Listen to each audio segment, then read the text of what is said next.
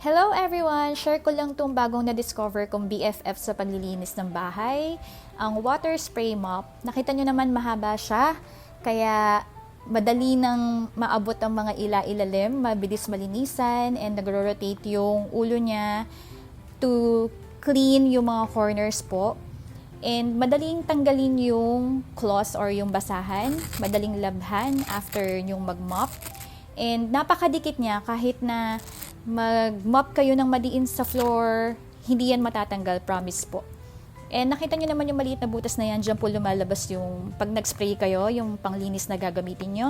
And dyan nyo po ilalagay yung kung ano yung gagamitin nyo sa detachable bottle na yan. And yung purple na maliit na handle, ayan lang po yung ipupush nyo para makapag-spray.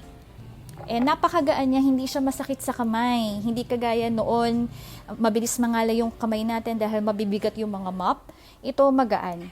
Ang nilalagay ko po dyan ay vinegar and water dahil iniiwasan ko po yung mga harmful chemicals dahil may mga alaga akong pet sa bahay. Kagaya niyan, dog na yan na mahilig magwisik kung saan-saan sa bahay to mark his territory. At dahil sa water spray mop na ito, mas magaan na po yung paglilinis ko ng mga wisik-wisik niya. Kaya check out nyo na mga mi. Thank you so much for watching and happy cleaning!